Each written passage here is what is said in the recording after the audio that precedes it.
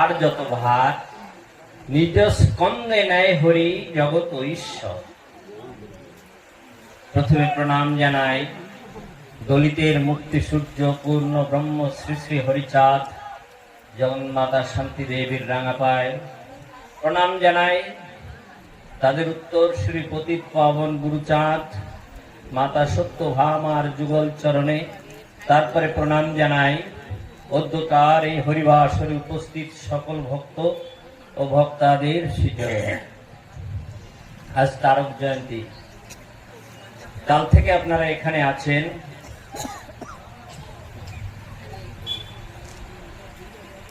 আমি কালকেও এসেছিলাম, অবশ্য অল্প সময়ের জন্য থেকে বাড়িতে চলে যাই। এখানে সচিনদা বলেছেন, আমিও সেই কথা বলছি, এত বড় সভায় আমি কখনো একা এসে দাঁড়াইনি। আমার সঙ্গে থাকতেন সুভাষ দা, আপনারা শুনেছেন তার বড় বিপদ, জামাই মেয়ে কার অ্যাক্সিডেন্টে মৃত প্রায় দীর্ঘদিন যাবৎ তারা সেই আইসিইউতে আছে, এখনো পর্যন্ত আইসিইউতে। তাই দাদারও অনুরোধ, গত একটা সভায়ও ভক্তদের কাছে অভিনয় করেছিলাম, প্রার্থনা করেছিলাম, আপনারা ঠাকুরের কাছে প্রার্থনা করুন যেন সুভাষদাকে আমরা অতি শীঘ্র আবার আমাদের সভায় ফিরে পাই। সেজন্য তার জামাই মেয়ে সুস্থ হয়ে বাড়ি আসুক, সেই কামনা আপনারা সবাই করবেন। বলুন ভক্তের মনোবাসনা পূর্ণার্থে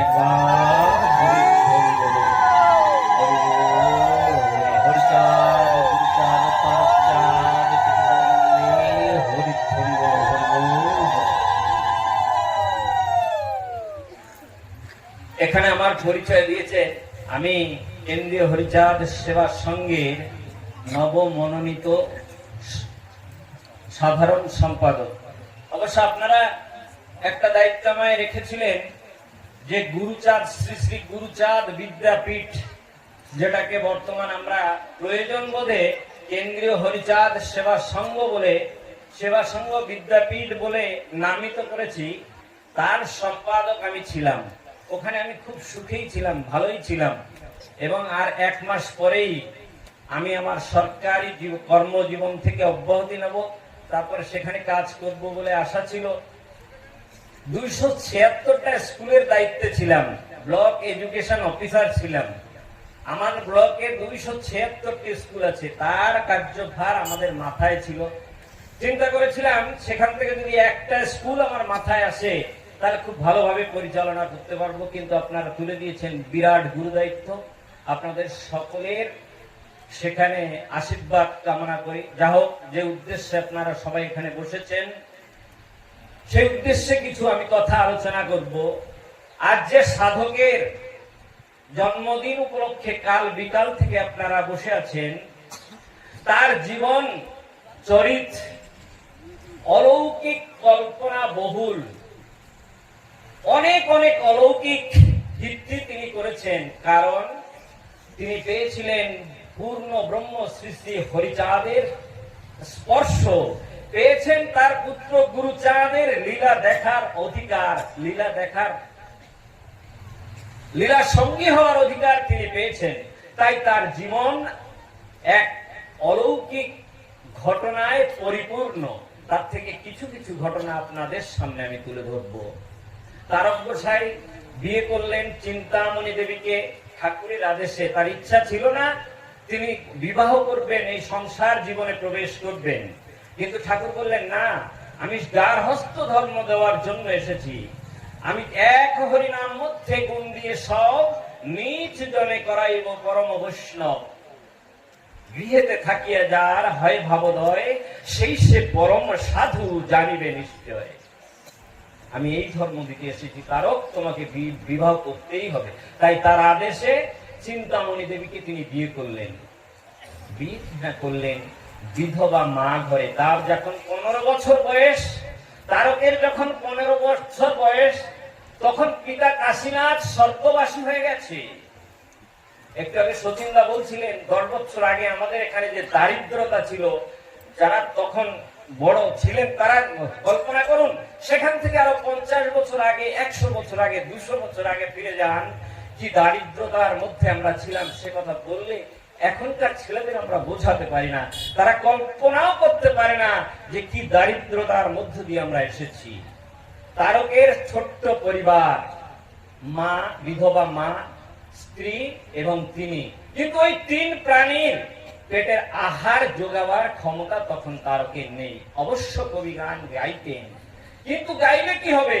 যদি এরিয়ায় ভালো অবস্থা থাকে, অঞ্চলে যদি ফসল হয়, লোকের যদি রোজগার থাকে, তবেই না তাকে কবির বায়না দেবে। তেমন তো কিছুই ছিল না, তাই বায়না নাই বলে অনাহারে অনিদ্রায় দিন কাটার প্রায়। তাই তারক চিন্তা করলেন, ঠাকুরকে চিন্তা করে ভাবলেন বাজারে যায়। লোহাগড়ার বাজার তার বাড়ির কাছে, বাজারে যায়, বাজার থেকে বাকি মাছ কিনে বিক্রি করে যা লাভ পাবো তাদেরই সংসার চালাবো।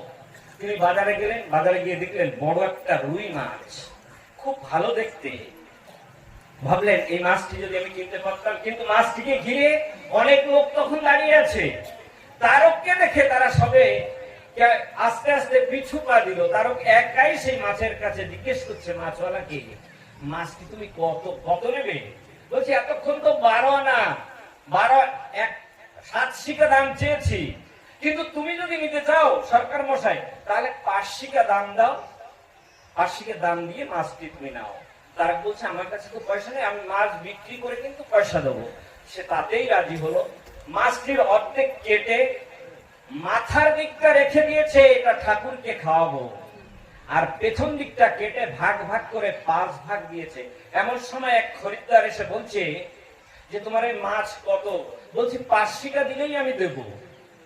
সঙ্গে সঙ্গে সেই খরিদ্দারের প্রস্তাবে রাজি হয়ে গেলেন। খরিদ্দার সেই 5 শিকা দিয়ে মাছটা কিনে নিলেন, 5 শিকা পয়সা দোকানদারকে দিয়ে তারও হরিবোল হরিবোল বলে মাছের ডালা মাথায় নিয়ে চলতে লাগলেন তিনি ওড়াকান্দির দিকে।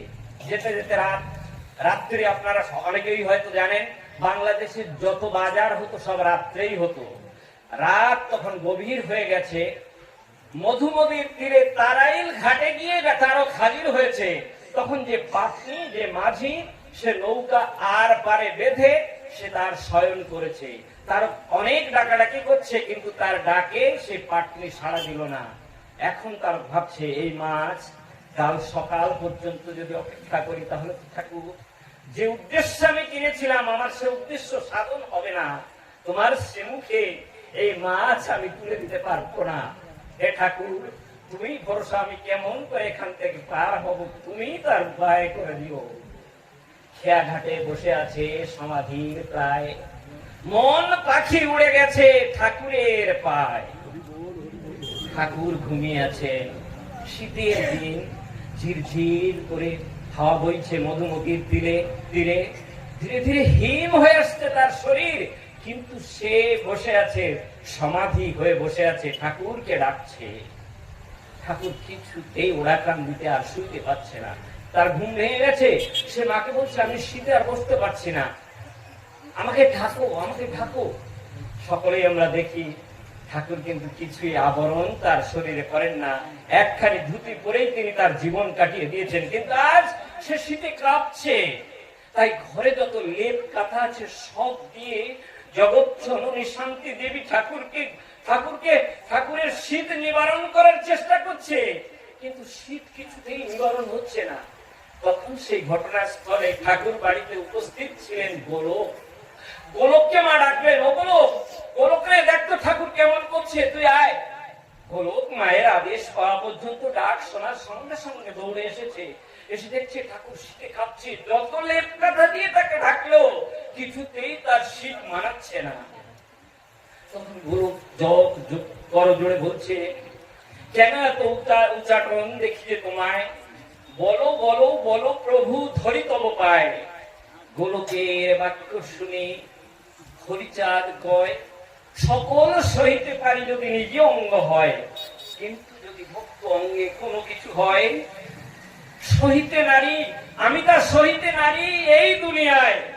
ভক্ত অঙ্গে যদি কোনো আঘাত পড়ে তাহলে আমি তার সইতে পারি না। ভক্ত যদি কোনো বিপদে পড়ে তাহলে আমি স্থির থাকতে পারি না। যদি কোনো ভক্ত মরে দেহ করে দান, শীত গ্রীষ্মে রক্ষা করি দিয়ে মন প্রাণ। মা বলছে ঠাকুর তুমি কি বলছো?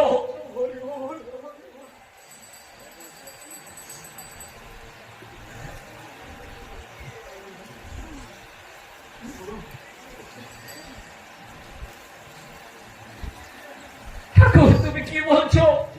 আমি তো তোমার কথা কিছুই বুঝতে পারছি না। গোলক ঠাকুরের শ্রীপাদ পদ্মে পড়ে বলছে ঠাকুর তোমার লীলা তুমি যদি প্রকাশ না করো আমরা কেমন করে বুঝবো ঠাকুর?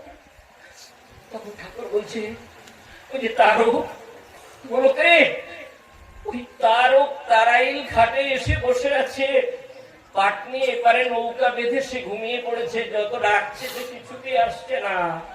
তাই তো তার দেহের সমস্ত শীত আমার দেহে এসে পড়েছে, আমাকে তোরা কিছুতেই শান্ত করতে পারছিস না।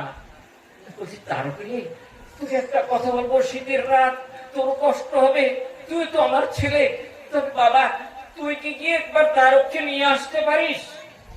যদি ঠাকুরের এই বাক্য তার প্রতি হয় সেখানে বসে থাকতে পারে।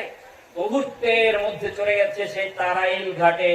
ঘাটে গিয়ে নাও সে নৌকাখানা নিয়ে আর পারে চলে গিয়ে দেখে সেখানে তারক সমাধি হয়ে বসে আছে।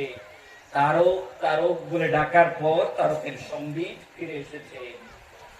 তখন তারককে গোলককে দেখে তারক তার বলছে কি ব্যাপার গোলক দাদা তুমি এখানে?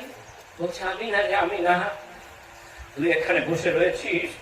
ঠাকুর ওদিকে অস্থির হয়ে পড়েছে, আমাদের কাউকে স্থির থাকতে পারিনি, তার আদেশেই আমি এসেছি, শিগগির চল, নাহলে তার শীত কিছুতেই নিবারণ করা যাচ্ছে না। মুহূর্তের মধ্যে তারককে নিয়ে নৌকায় উঠে নিজে দাঁড়বে, নিজের নৌকা বেয়ে চলে এসেছে আপারে। সেই সঙ্গে সঙ্গে মাথায় সেই মাছের ঢাকা তারককে কাঁধে নিয়ে ছুটে গেছে মুহূর্তের মধ্যে ঠাকুর বাড়িতে। ঠাকুর বাড়িতে গিয়ে দেখে তারক দেখে ঠাকুর তেমনি করে সব লেপ কাঁথা গায়ে দিয়ে তখনও বসে আছে, একবার দাঁড়াচ্ছে একবার বসছে। শ্রীপাদ পদ্মে প্রণাম করে বলছে ঠাকুর তুমি এত ভালো এখনো আমায় পাচ্ছ ঠাকুর, আমি কোন তারাইল ঘাটে বসে তোমাকে স্মরণ করেছি, তুমি তা শুনতে পেয়েছো? বলছে তারক রে তোতে আর আমাতে তো কোনো প্রভেদ নেই রে। মৃত্যুঞ্জয় যখন তোকে এনে আমায় সমর্পণ করে দিয়েছে সেই থেকে তো তোকে আমি আমার করে নিয়েছি রে বাবা। আজ তুই যদি বিপদে পড়িস আমি কেমন করে সুখনিদ্রা যেতে পারি? সকলের তখন সেই প্রেম কন্যা যখন সেখানে সমাধান হলো, ঠাকুর বলছে মাকে বলছে শান্তি এখন তুমি রান্না করো, আমার ভীষণ ক্ষুধা পেয়েছে। ঠাকুর কিন্তু খাওয়া দাওয়া করে ঘুমিয়েছিলেন। আজ মা সেই আদেশ পাওয়ায় সঙ্গে সঙ্গে রান্না করেছে। খাওয়ার পরে বলছে বড় সুন্দর রান্না হয়েছে, তাছাড়া এমন স্বাদের মাছ আমি কোনোদিন জীবনে খাইনি। তারও চোখ দিয়ে তার বাড়ি ভাড়া ধরছে।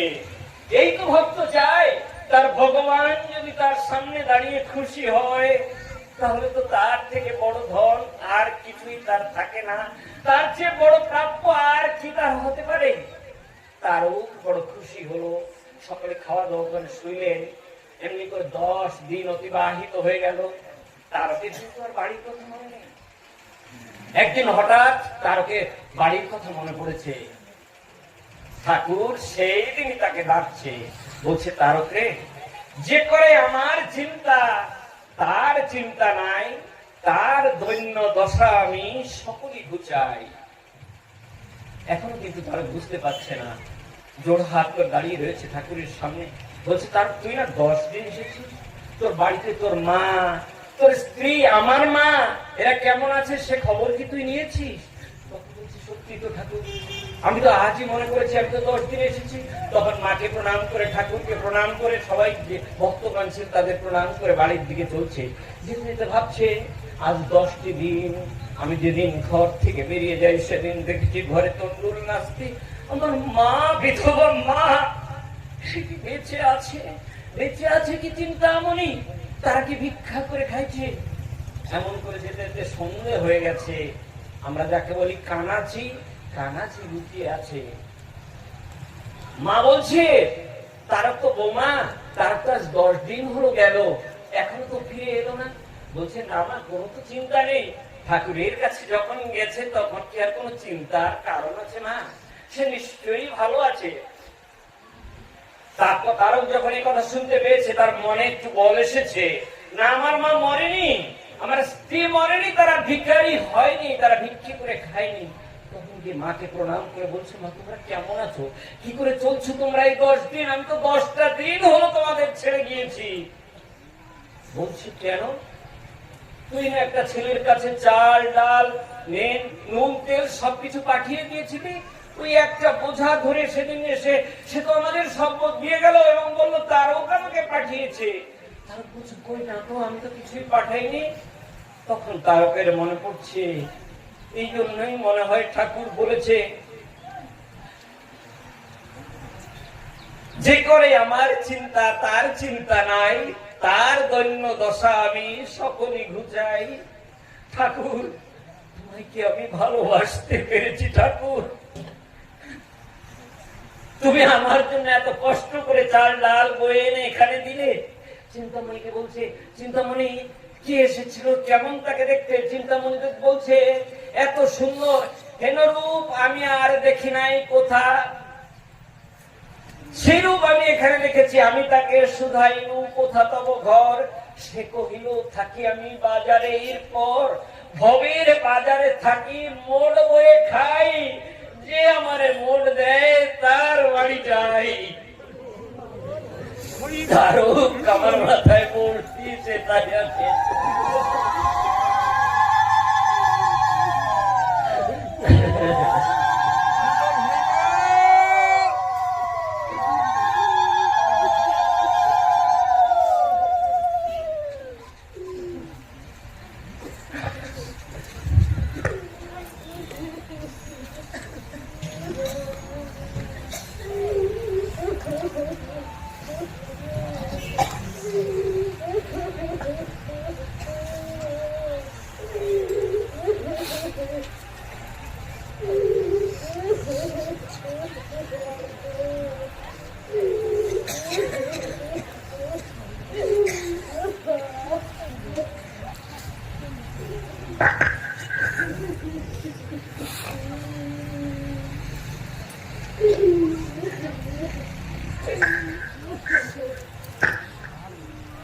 বলছে তারক রে, তোর মতো সন্তানকে গর্ভে ধারণ করে ধন্য হয়েছে আমার মাতৃজনম, ধন্য হয়েছে আমার নারী জীবন। তার বলছে বাবা, মা গো, তোমাকে জননী রূপে পেয়ে তোমার গর্ভে জন্মগ্রহণ করে আমারও মানব জন্ম ধন্য হয়েছে। চিন্তামণি দেবী তারককে প্রণাম করে বলছে, ও গো স্বামী, তোমায় আমি স্বামী রূপে পেয়ে আমার নারী জনম আমি সার্থক করেছি। এমনি করে প্রেমের বন্যা বয়ে চলল। কিছুক্ষণ পরে যখন সেই প্রেমের বন্যার অন্ত হলো, সবাই তেমনি করে থাকতে লাগলো। বলবো আর কিছু বলবো? আমি বলেছি প্রথমে, তারকের জীবন অলৌকিক লীলায়, অলৌকিক ঘটনায় পরিপূর্ণ। তারক আচার্য ছিলেন, তিনি শিষ্য করতেন, ভক্ত করতেন, তাকে আশ্রয় করে ঠাকুরের শরণাপন্ন হয়েছে অনেকেই।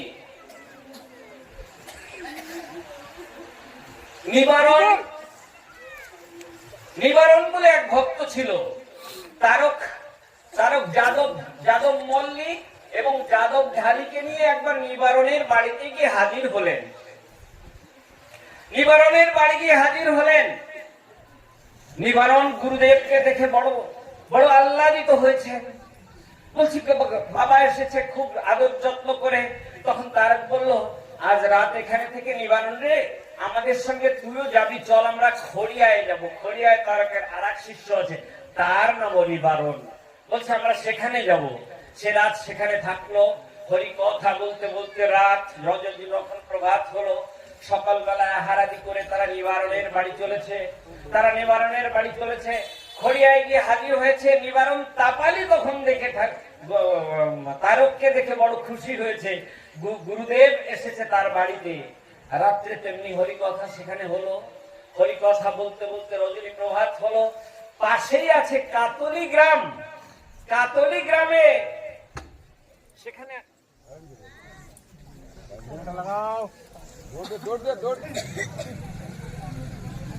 কাতলি গ্রামের মৃত্যুঞ্জয় গোসাই, যে মৃত্যুঞ্জয়ের কথা আপনারা পড়েছেন উনি নন, কাতলির আর এক মৃত্যুঞ্জয়। এই মৃত্যুঞ্জয়ের বাড়ি তো জয়পুরে, মল্লকান্দিতে। এ মৃত্যুঞ্জয় মাটিয়ারগাতি গ্রাম তার। মাটিয়ারগাতির মৃত্যুঞ্জয় শুনেছে তারক সেখানে এসেছে। তারক এসেছে খড়িয়ায়, সেখানে গিয়ে দেখা করলো গুরুদেবের সঙ্গে। দেখা হলো যাদবের সঙ্গে, দুই যাদবের সঙ্গে, তার মিতা নিবারণ তাপালির সঙ্গেও দেখা হলো। ওমা পিছনে শোনা যাচ্ছে, আপনারা শুনতে পাচ্ছেন?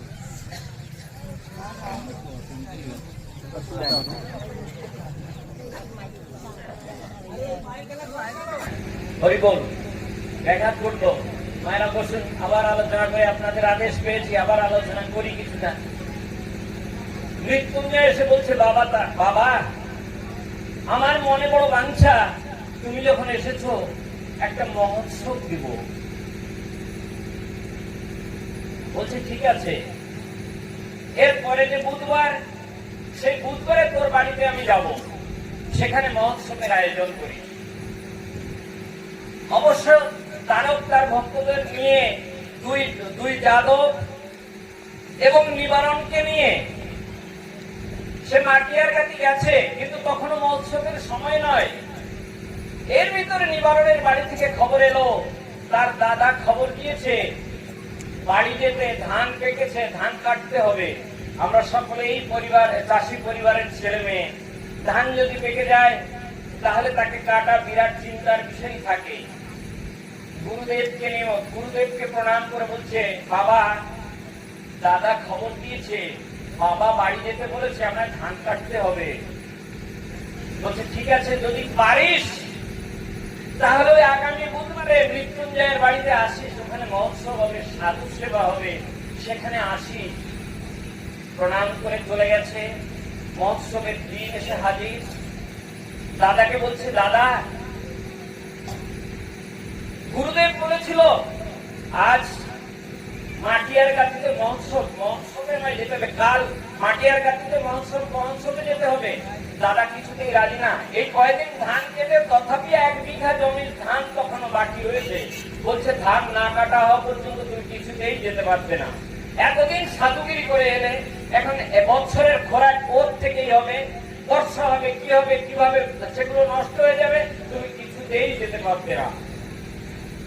মনে বড় আঘাত পেল নিবারণ, কিন্তু মন সেখানে পড়ে রয়েছে, কি করে সে মহোৎসবে যাবে। এদিক ওদিক নানান কথা চিন্তা করতে করতে ঠাকুরের কথা চিন্তা করছে, তারকের কথা চিন্তা করছে। বাবা তোমার আদেশ কি আমি রক্ষা করতে পারবো, তোমার আদেশ কি আমি পালন করতে পারবো। এমন করতে করতে সন্ধ্যাটি হলো। নিবারণ একখানা কাশি নিয়ে, একখানা নৌকা নিয়ে, যেখানে তাদের ধানের ক্ষেত সেখানে চলে গেছে। জ্যোৎস্না রাত, সারা রাত ধরে নিবারণ সেখানে ধান কাটছে। এর মধ্যে বাড়িতে নিবারণকে না দেখে, খাওয়ার সময় নিবারণকে না দেখে নিবারণের খোঁজ পড়ে গেল। দাদা খুঁজছে, বাবা খুঁজছে, মা খুঁজছে, সে কোথায় গেল। দাদা মনে মনে খুবই অসন্তুষ্ট, বলছে এরপরে যদি বাড়ি আসে তাহলে ওকে কিন্তু আমি আলাদা করে দেবো, এই জন্য কিন্তু কেউ আমায় প্রতিবাদ করতে পারবে। এমনি করে শুয়ে আছে। প্রভাত হলো। প্রভাত হওয়ার পরে সকালবেলায় ধান কাটতে যাবে দাদা। সেখান থেকে বাড়ির উঠোন থেকে দেখা যায় তাদের ক্ষেত, আদো আদো দেখা যাচ্ছে। তখন পুরো প্রভাত হয়নি, ভোরবেলায় সকলের চাষিরা ভোরবেলায় উঠে থাকে, ভোরে উঠে দেখে সেখানে যেন কেউ ধান কাটছে। তখন আর একখানা নৌকা নিয়ে ওর নিবারণের দাদা সেই ক্ষেতের দিকে যাত্রা করেছে। কে দেখে শুধু একজন নয়, আর একজন যেন কে নিবারণের সঙ্গে ধান কাটছে। একজন নিবারণ এবং আর একজন রয়েছে, তার মাথায় উবু ছুটি, তার লম্বা লম্বা দাড়ি, সে ধান কেটে চলেছে একভাবে। তখন তার চোখ আরো বড় বড় করে দেখছে, সত্যি তো আমি কি মিথ্যা দেখিনি তো, তাহলে ওরা কি দুজনেই ধান কাটছে।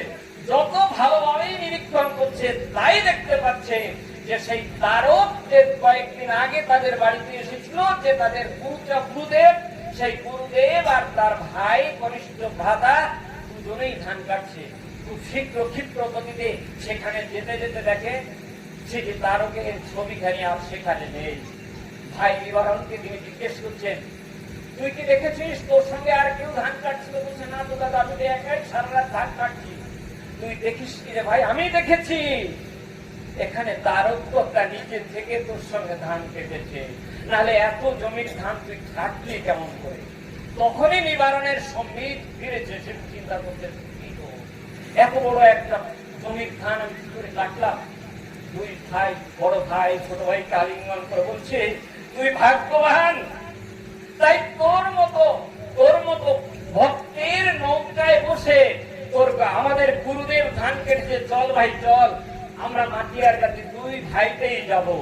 তখন শুনেছি উপর শ্বাসে ছুটে গিয়েছে সেই মাটিয়ার গাড়িতে, গড়িয়া থেকে নাকি মাটিয়ার গাড়ি বেশি দূরে নয়, গিয়ে দেখে তারও সেখানে ভক্ত মন্ডলী পরিবৃত হয়ে বসে আছে। নিবারণ গিয়ে যখন আর তার দাদা গিয়ে প্রণাম করছে, তখন হাত উঁচু করে যখন দুই ভাইকে আশীর্বাদ করছে, হাতে দেখতে পায় হাতখানি লাল ওলা পড়ে গেছে।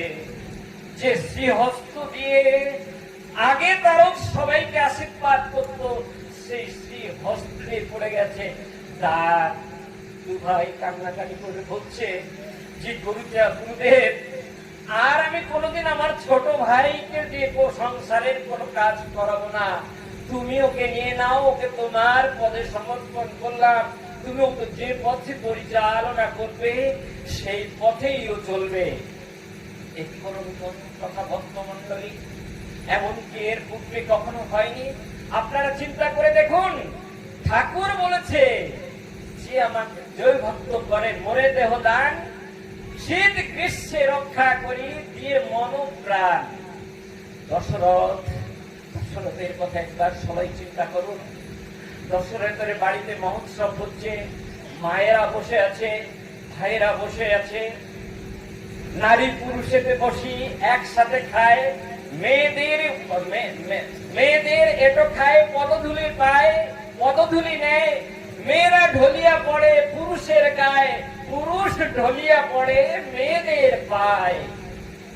এর আগে এই মনুশাসিত ভারতবর্ষে এ কথা কোনোদিন চিন্তা করতে পারেনি যে কোনোদিন কোন পুরুষ, এই পুরুষ শাসিত সমাজের পুরুষরা কোনোদিন চিন্তা করতে পারেনি সে কখনো কোন নারীর পায়ে ঢলে পড়বে। কিন্তু ঠাকুর যখন এসেছিলেন তখন এটাই সম্ভব করেছিলেন। আজ আপনারা তাকিয়ে দেখুন, এই সবাই যারা বসে আছেন 90% 90 জন আমার মায়েরা বসে আছে। এই অধিকার সর্বপ্রথমে ঠাকুর হরিচাঁদই দিয়েছিলেন। এই দৃশ্য দেখে তখন যারা ঠাকুরের বিরোধী ছিল তারা তো নায়েবের কাছে নালিশ করলো, নায়েব বিচার করে দশরথকে দিয়েছিল, দণ্ড দিয়েছিল 10টা জুতার আঘাত এবং 10 টাকা জরিমানা। নায়েব হাসতে হাসতে সব থেকে বরণ করেছিলেন।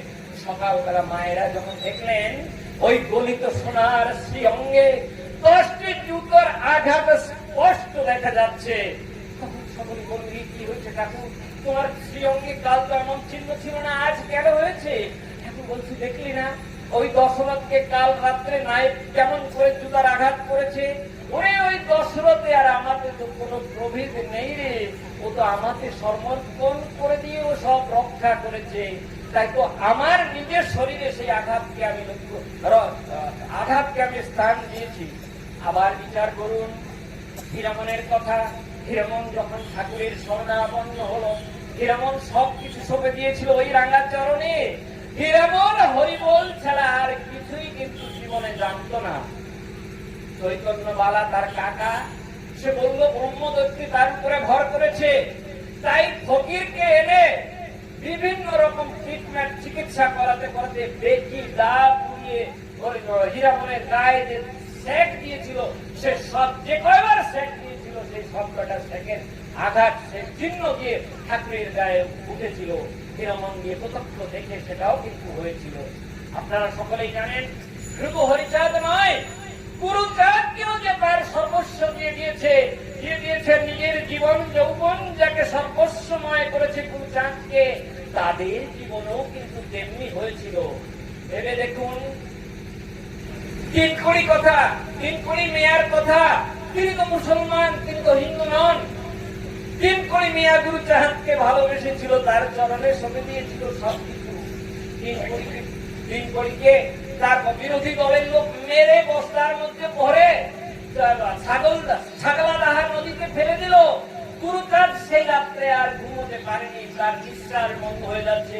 তোরা আমাকে ধর, আমার নিঃশ্বাস বন্ধ হয়ে যাচ্ছে। ভক্তগণ সেদিনও কিন্তু ঠাকুর বাড়িতে ছিলেন, তারা বললেন কি হয়েছে? তখনই ঠাকুর কারণ বলেছিল, সবাইকে দেখতে পেল। হ্যাঁ, তাই করেছে। আপনারা বিচার করুন।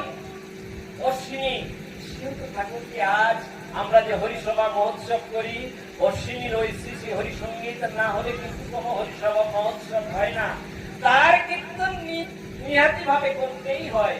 সেটি ঠাকুরের একান্ত অনিগত ছিল না। যখন যখন শশীবাবু আছেন, শশীবাবু সাব রেজিস্ট্রারের চাকরি করেন, একদিন হীরামনকে বলেছে, একদিন অশ্বিনীকে বলছে, অশ্বিনী রে তুই গিয়ে দেখে আয় তো শশী কেমন আছে, সে কি করছে। বাবার আদেশ পেয়ে শশীভূষণকে দেখতে অশ্বিনী কিন্তু চলে গেছে। অশ্বিনী গিয়ে দেখেছে সেদিন বাবুর বাড়িতে একটা উৎসব হচ্ছে, প্রোগ্রাম করছে, উৎসব নয়, প্রোগ্রাম করছে শ্বশুরবাবুর বাড়িতে। তার মেম বন্ধুরা সেখানে রয়েছে, সাহেব বন্ধুরা সেখানে রয়েছে। আপনারা জানেন অশ্বিনী কর্তা, তার তো কোনো বয়স নেই, ঠাকুরের বেশি তার বেশ সবকিছু সঁপে দিয়েছে ঠাকুরের পায়ে। অশ্বিনীকে দেখে সেদিন কিন্তু ভারী অসহ্য প্রকাশ করেছিল শশীবাবু। তাকে কোনরূপ সৎকার সেখানে করেনি। শীতের দিন অশ্বিনী সেই সাব রেজিস্ট্রারের বাগিচায় শুয়ে সারা রাত কাটালো, সারা রাত হরি সংকীর্তন করেছে। এদিকে গুরুচাঁদ ঠাকুর সারা রাত ধরে একবার শুয়েছে, একবার বসেছে, একবার মাকে বিরক্ত করেছে, একবার কাটা নিয়েছে, একবার কম্বল নিয়েছে, একবার নিজের শরীরকে ঢেকেছে। পরদিন অশ্বিনী যখন ফিরে এসেছে, বাবা জিজ্ঞেস করেছে, গুরুচাঁদ জিজ্ঞেস করেছে, অশ্বিনী রে তোকে কেমন সৎকার করলো তোর দাদা, কেমন যত্ন করলো? না খুবই যত্ন, আমার তো কোনো অসুবিধা হয়নি বাবা। অশ্বিনীকে চপেটা ঢাক করে মাঠতে ফেলে দিয়েছে বাবা গুরুচাঁদ। সেদিন বলেছে, তুই সারা রাত ওই শীতের মধ্যে তার বাগিচায় তুই শুয়ে থাকিস নি? মা সত্যভামা দেবী বলছে, অশ্বিনী তুই জানিস না গত রাত ঠাকুরের কিভাবে কেটেছে? জিজ্ঞাসা করে দেখ ঠাকুর বাড়িতে যত লোক আছে সবার কাছে, কেমন করে ঠাকুরের গত রাত কেটেছে। তাহলে এটা নূতন কথা কিছুই নয়। তারপরে নিবারণ হয়ে গেল ঠাকুরের একান্ত ভক্ত। আরো এক ঘটনা আপনাদের সামনে তুলে ধরি। মধুসূদন নামে এক কবির সরকার ছিল, সে জাতিতে পরামানিক। একদিন মধুসূদনের সঙ্গে কবির পাল্লা লাগলো তারকের রাঙ্গামাটি গ্রামে। তারকের পাল্লা লেগেছে, মনে মনে ভাবছে, মধুসূদন ভাবছে আমি উচ্চ জাতির লোক, তারক করারের ছেলে, সে আমার সঙ্গে কি মোকাবেলা করবে, কি কবির লড়াই করবে, তার মনে বড় দম্ভ। এবং তারকের সম্বন্ধে নানা দুশ্চিন্তা প্রচার করে চলেছে নিজের মনে মনে। গান হলো, গান শেষ করে তারপর দিনে তারা সকলে বাড়ি গেছে, যে যার বাড়িতে গেছে। ধীরে ধীরে ওই মধুসূদনের ভীষণ পেটে ব্যথা আরম্ভ হলো। যত যা দিয়েই যত ডাক্তার কবিরাজ দেখালো, সেই পেটে ব্যথার প্রশমন কিছুতেই হলো না। একদিন রাত্রে সে শুয়ে আছে মরণাপন্ন অবস্থায়। তাকে ঠাকুর হরিচাঁদ বলছে, তুই তারকের এত নিন্দা করেছিস, সেই জন্য আজ তোর এই অবস্থা। যা তারকের বাড়িতে যা, ওই করারের ছেলের রান্না, পুত্রবধূর রান্না ভাত যদি খেতে পারিস, তাহলে তুই এই রোগ থেকে মুক্তি পাবি। না হলে তোর রোগ থেকে মুক্তি পাওয়ার আর কোন ঔষধ নেই। ঘুম ভাঙলো তার। শেষে রাত্রে আর ঘুমাতে পারলো না। সকাল হতেই সে চললো পার্শ্ববর্তী গ্রামে। তার দুজন আরো বন্ধু আছে, একজনের নাম দীননাথ আর একজনের নাম হরিভজন। এই দুইজনকে নিয়ে ওরা কান্দি জয়পুরে চলেছে তারকের কাছে তারককে গিয়ে প্রণাম করে বলছে, তারক তাকে দেখে মধুসূদনকে দেখে চিনতে পেরেছে, তার বিপক্ষের কবি ছিল সেদিন তিনি, তাই বলছে কি মনে করে এলে মধুসূদন? বলছে না গো, আমি মধুসূদন নই, আমি তোমার শরণাপন্ন হয়েছি, আজ আমি মরণাপন্ন হয়েছি। তোমাকে আমি ওই দিন হিংসা করেছিলাম, হিংসা করে তোমার সম্বন্ধে আমি নানান কথা ভেবেছি, তাই আজ আমার এই অবস্থা। ঠাকুর আমাকে স্বপ্নে বলেছে, ঠাকুর আমাকে স্বপ্নে বলেছে তোমার ভাত খেলে তাহলে আমি এই রোগ থেকে মুক্তি পাবো, না হলে এই রোগ থেকে মুক্তি পাওয়ার আমার কোনো ঔষধ নাই। তারও চিন্তামণি দেবীকে বলছে ওদের খেতে দাও। এমনই আশ্চর্য লীলা, ঠাকুরের কথা সেই ব্রহ্মবাক্য কখনো দুই রূপ হতে পারে না, নিষ্ফল হতে পারে না।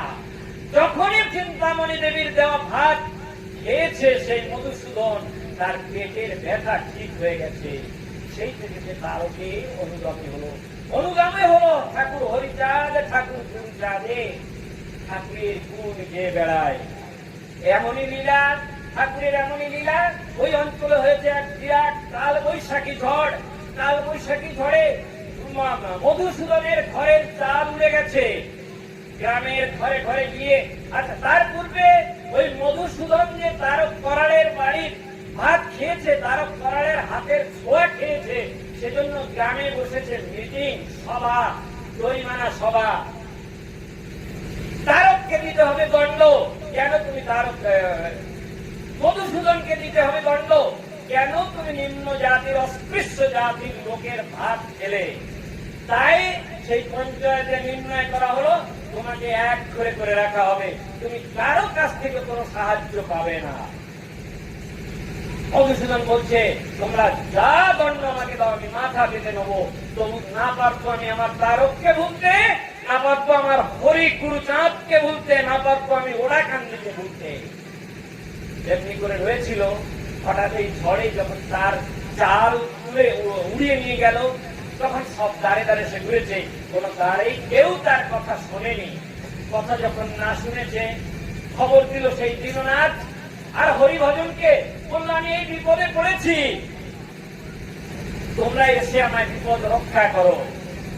তিনজনে দেখলো বিরাট চাল, 20 জনে যে চাল তুলতে না পারবে, তিনজনে সেই চাল ধরেছে। মধুসূদন একজন শিক্ষিত ব্যক্তি ছিলেন, মধুসূদন ছিলেন একজন কবির সরকার, তিনি তাই জানতেন, তিনি শাস্ত্র পড়েছেন অনেক নীতিবাক্য তিনি দেখেছেন, শাস্ত্রে লেখা আছে মূকং করোতি বাচালম পঙ্গু লঙ্ঘয়তে গিরিম যৎ কৃপাতমহং বন্দে পরমানন্দ মাধব। তিনি এই মন্ত্র উচ্চারণ করে মনে মনে ভেবে দুই বন্ধুকে নিয়ে সেই চাল ধরেছে। চাল যখন ধরে তুলছে, চাল অর্ধেক রাস্তা গিয়ে আবার নেমে আসছে। মধুসূদন তখন ঠাকুরকে ডাকছে, তারককে ডাকছে, রক্ষা করো ঠাকুর, তোমার নাম নিয়ে তোমার তারকের শরণাপন্ন হয়ে আজ আমরা এক করে হয়ে রয়েছি। আমার এই বিপদে আর রক্ষা করার আমার কে আছে? আমি আমার ছেলে পেলে নিয়ে কোথায় থাকবো? তখন ওড়াকান্দি সাড়া পেয়ে গেছে, সাড়া পেয়ে গেছে ওই জয়পুর। ওড়াকান্দি থেকে ঠাকুর জয়পুরের তারককে বলছে, ও তারক, তুই কি ঘুমিয়ে আছিস? তোর মধু ডাকছে, তুই শুনতে পাচ্ছিস না? তোকে ডেকে ডেকে যখন তুই সাড়া না দিচ্ছিস, তখন আমাকে ডেকেছে, তোর মধুর কথা একবার তুই শোন। তখন তারক দেখছে সত্যি তো, তখন তারক নিজের চালটাকে তুলে ধরেছে।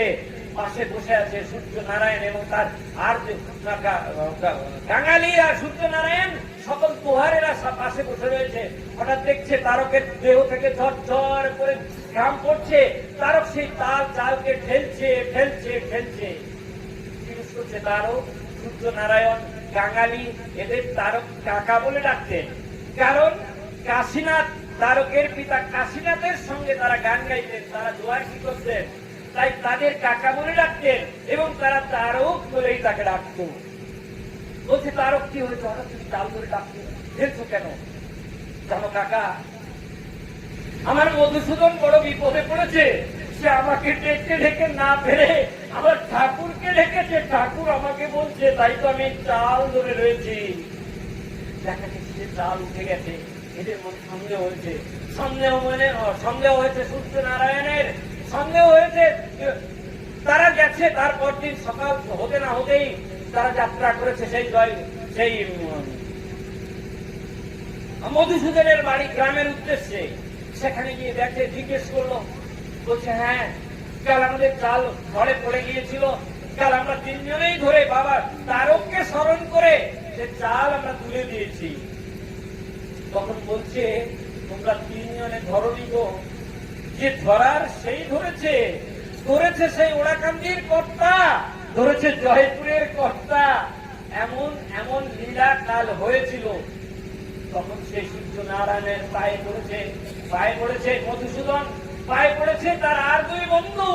তারা পায়ে ধরে কান্নাকাটি করছে, তোমরাই ভাগ্যবান, তারককে আমি এত কাছে থেকে দেখেছি, আমরা এত কাছে থেকে দেখেছি, কিন্তু তার কৃপা আমরা এমন করে লাভ করতে পারি যেমন কৃপা তোমরা লাভ করেছো।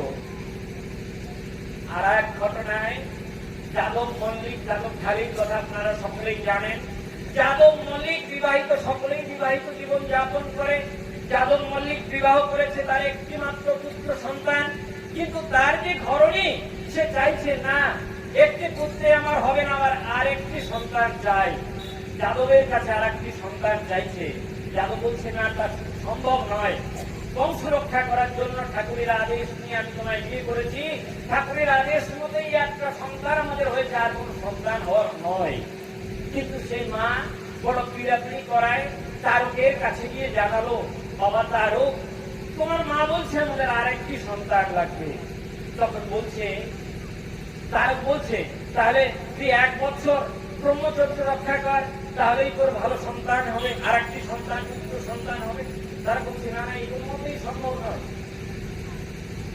যতবার তারক বলছে যাদবকে তুই ব্রহ্মচর্য 1 বছর রক্ষা কর, ততবার যাদব মানা করছে। তাই যাদব বলছে, বারবার মোর কথা তুই না শুনিলি, দেখি তবে কাম শক্তি কত বড় বলি, বর্ষকাল তোর দেহে কাম নাহি রহবে, চেষ্টা করে একবার দেখিয়ে যাবে, অপথ্য গোস্বামী বাক্য কে করিলে আন, বর্ষকাল যাদবের নাহি কামক্যা।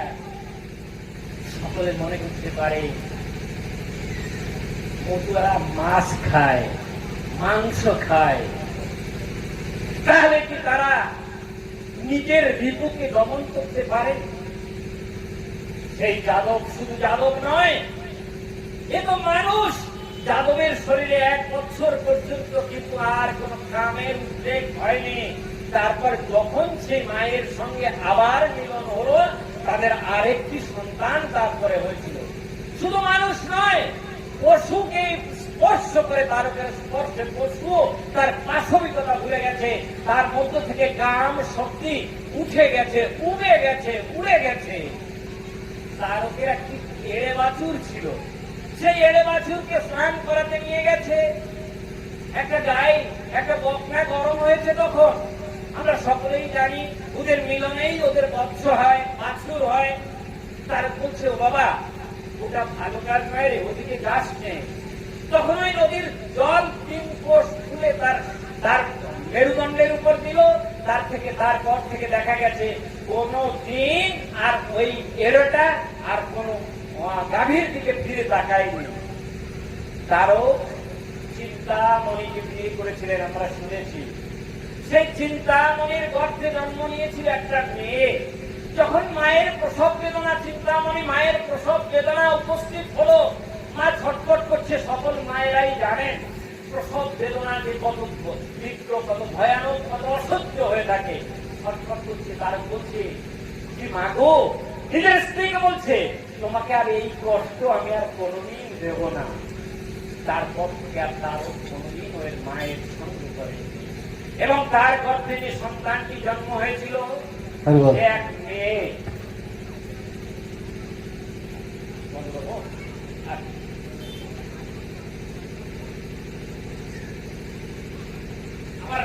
আমার তো ইশারা হয়ে গেছে, যা হোক, তথাপি একটা ঘটনা আপনাদের সামনে তুলে ধরি। তারক সরকার ছিলেন মালসা কবিরানী বা কালীবাড়ি, অনেকে হয়তো নাম শুনে থাকবেন। বড় জাগ্রত কালী ছিলেন। সেখানে, যে যা কামনা করত তার সেই ফল সেখানে হতো। তারক কবিগানের বায়না নিয়ে মালসায় গেছেন তার দোয়ারকিদের নিয়ে, তার দোয়ারকিদের নিয়ে। হ্যাঁ আচ্ছা ঠিক আছে, আর সবাই দাঁড়ান। দোয়ারকিদের নিয়ে সন্ধ্যা হয়ে গেছে, রাত্রে কবিগান সেখানে হয়, সারাদিন সেখানে বলি হয়। মায়েরা শুনবেন ভালো করে, সারাদিন সেখানে বলি হয়, বলি। শত শত ছাগ মুন্ড সেখানে পড়ে রয়েছে। তারককে দেখে ওই ছাগ মুন্ড থেকে যেন কেটে কেটে বলছে, তারক দেখতে পাচ্ছে ওই ছাগ মুন্ড গুলোর চোখ দিয়ে যেন তখনও জল পড়ছে, কারোর চোখ থেকে চোখের জল শুকিয়ে গেছে। তারক মনে মনে ভাবছে, এত শত শত প্রাণী বধ করে মা কি পুজো নেয়? মনে মনে সীতারও ভাবিতে লাগিল, শত শত প্রাণী বলি দিয়ে মা কি পূজা নিল, সন্তানের রক্ত দিয়ে পূজা যদি নেয়, জগৎ জননী বলি কেন তারি কয়? সে নিজেকে নিয়ে এবং ওই পরিস্থিতির সঙ্গে কিছুতেই কিন্তু খাপ খাওয়াতে পারছে না। তখন বীজ পা দিয়ে চলে এসেছে নৌকায়। নৌকায় সূর্যনারায়ণ, কাঙালি সকলে বসে আছে, বলছে চলো এখান থেকে চলে যাবো। সূর্যনারায়ণ বলছে, কেন গো? আমরা তো এখানে কবি গান গাইতে এসেছি, তুমি গান না করে কেন চলে যাবে? বলছে না, যেতেই হবে, কোনো কথা নাই, তোমরা চলো, এখানে নয়। বলছে এই রাত্রে কি করে নৌকা বেয়ে যাবো? এত কষ্ট করে এসেছি, এখন নয় সকালবেলায় যাবো। বলছে সকালবেলা তাহলে এখান থেকে কিছু দূরে চলো, নাহলে কমিটির লোক যদি জানে কিছুতেই আমাদের যাইতে দেবে না, আমি কিছুতেই এখানে কবি গাইব না। অনেক দূরে গিয়ে সে তার নৌকা বেঁধে সেখানে রাত্রে শুয়ে আছে। গভীর রাত, অমাবস্যা তিথিতেই মায়ের পুজো হয়, ত্রিনয়নীর পুজো হয়ে থাকে, সব গ্রামে আপনারা করে থাকেন। গভীর রাত্রে তারক মাথা নৌকায় শুয়ে আছে। ওই ত্রিনয়নী চতুর্ভুজ ধারিণী মা তারকের দেহ স্পর্শ করেছে। স্পর্শ করতে করতেই তারকের নিদ্রা ভঙ্গ হয়ে গেছে।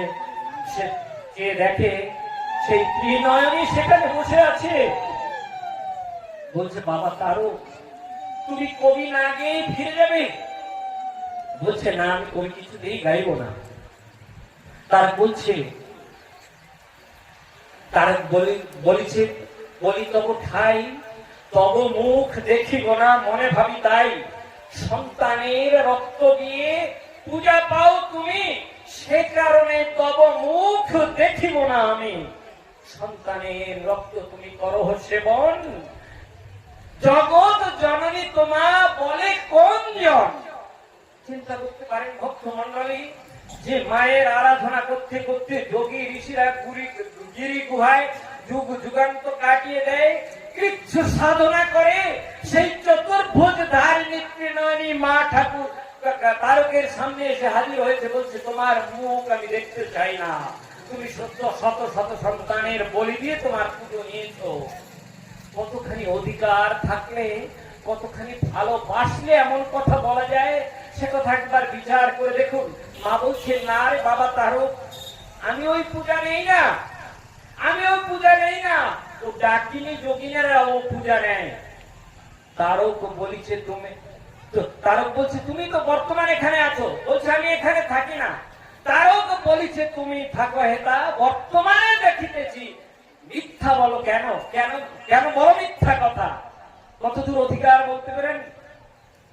সন্তানকে বাবা শাসন করছে, কেন মিথ্যা বলছো তুমি? মা বলছে, না আমি মিথ্যা বলছি না, আমি শুধু এখানে এসেছি তোমার গান শুনবো বলে। তারপরে তারক গান গাইতে রাজি হলেন, সকলকে ডেকে তুললেন। বললে, কাল সন্ধ্যার সময় বললে যে না গান গাইবো না এখানে, এখন আবার বলছো গান গাইবো, কি ব্যাপার? বলছি কোনো কথা নয়, চলো গান গাইতে হবে। সেখানকার গান এবং সেখান থেকে সেই মালসার কালীবাড়ির পাঠা বলি দেওয়া কিন্তু চিরদিনের জন্য বন্ধ হয়ে গেছে। ছোট্ট একটি ঘটনা আপনাদের সামনে তুলে ধরবো। সেই ঘটনাটি, তারকের যে মেয়েটি হয়েছিল তার নাম তারক রেখেছিলেন শঙ্করী। আপনারা সকলেই জানেন, ওই ত্রিনয়নী চতুর্ভুজ ধারিণী মায়ের অন্য নাম শঙ্করী। তাই নিজের মেয়ের নাম রেখেছিল শঙ্করী। তারক সব জায়গায় কবি গাইতে যায়। শঙ্করীর একটা পুত্র সন্তান হয়েছিল, সেই পুত্র সন্তানের জন্য মেয়ে তার শঙ্করী বলেছে, মেয়ে বলছে, বাবা আমার ছেলেটিকে তুমি এক জোড়া জুতো কিনে দিও। তারা বলছে হ্যাঁ দেবো, কিন্তু সে জুতো আর কিনে দেওয়া হয় না। আমরা হয়তো চিন্তা করতে পারি এখনকার পরিস্থিতিকে বিচার করলে জুতা তো যে কোনো জায়গায় পাওয়া যায়, কিন্তু তখন তো তেমন ছিল না। আজ থেকে 200 বছর আগের কথা। হাট বাজারও এমন ছিল না, আর জুতো পরা তো আমাদের ভাগ্যে কোনোদিন জোটেনি। আজ তারকের কন্যা তার কাছে চাইছে তার পুত্র শৈলেন্দ্রর জন্য জুতা। তার বলছে যে হ্যাঁ আমি এনে দেবো, কিন্তু যখন না আনে এরকম দেখতে দেখতে একদিন তারক বলছে, শঙ্করী বলছে যে আমার বাবা তুমি আমার ছেলের জন্য জুতো আনোনি কেন?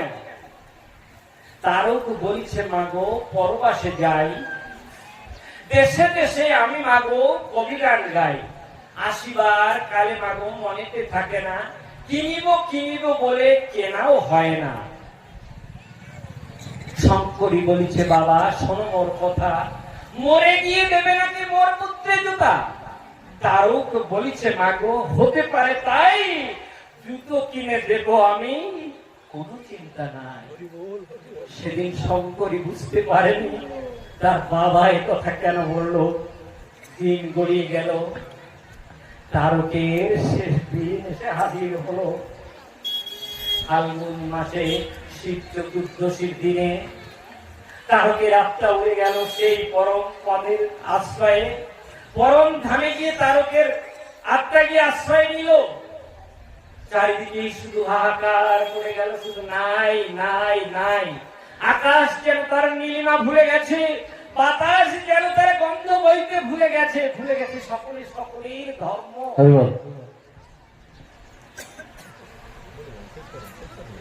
সকলের ধর্ম।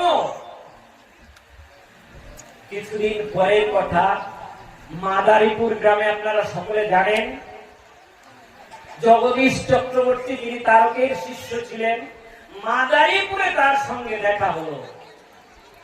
তারকের সঙ্গ পেয়ে জানে হরিচাঁদে জাতিকুল অভিমান খেলে বাম পদে, সেই জগদীশ চক্রবর্তীর সঙ্গে দেখা হলো। জগদীশ গুরুদেবকে দেখে ভূমিষ্ঠ হয়ে প্রণাম করলো। বললো বাবা তুমি কোথায় যাচ্ছ? বলছে আমি ব্রহ্মদেশে একবার যাচ্ছি, ব্রহ্মপুত্রে যাচ্ছি, আমার ফিরতে দেরি হবে। জগদীশ রে, এই জুতো জোড়া তুই নিয়ে গিয়ে দিস আমার নাতির জন্য, আমার মেয়েটা বড় আবদার করে বলেছিল, কিন্তু আমার কিনতে দেরি হয়ে গেছে, তুই নিয়ে দিস, আমি কবে ফিরি তার ঠিক নেই। তারপর দিন জগদীশ চক্রবর্তী যখন এসে জয়পুরে হাজির হয়েছে, শুধু নাই নাই নাই, আকাশে পাতাশে যেন সে বিচ্ছেদ গাইছে। জগদীশ এসে যখন বাড়িতে সে কথা বলল, গুরুদেব কাল আমাকে এই জুতো দিয়েছে, তখন এই শঙ্করীর মনে হয়েছে কেন বাবা সেদিন বলেছিলেন, আমি বাবাকে বলেছিলাম, যদি আমি বাবাকে না বলতাম আজ হয়তো তিনি মরতেন না। আমাকে বলি, আমি বাবাকে বলেছিলাম মরে গিয়ে দেবে নাকি মোর পুত্রে জুতা? বাবা বলেছিল হতে পারে তাই, জুতা কিনে দেব আমি, কোনো চিন্তা নাই। সেই জুতা যদি কোনো ভক্ত গিয়ে থাকেন জয়পুরে, এখনো মন্দিরে রাখা আছে। সেই জুতা কোনদিন সেই শৈলেন্দ্রকে তার মা তা শঙ্করী পরায়নি। সেই জুতা এখনো সেই ঠাকুর ঘরে রেখে পূজা পাচ্ছে। যাও, 2 বার আমি ছাড়া পেয়েছি, কিন্তু প্রথমে তারা আদেশ করেছিল 1 ঘন্টা করতে, 1 ঘন্টা মনে হয়নি, যাও হয়ে গিয়ে থাকবে। তথাপি মনের আবেগ আপনারা শুনছেন, সেই জন্যই আমার মনের আবেগকে আমি আপনাদের সামনে পরিপ্রকাশ করলাম। এত সময় ধরে আমার কথা আপনারা শোনার জন্য আপনাদের কাছে কৃতজ্ঞতা জানিয়ে আমার আলোচনা এখানে আমি শেষ করছি। জয় হরিচাঁদ, জয় গুরুচাঁদ, জয় সকল ভক্তবৃন্দের জয়।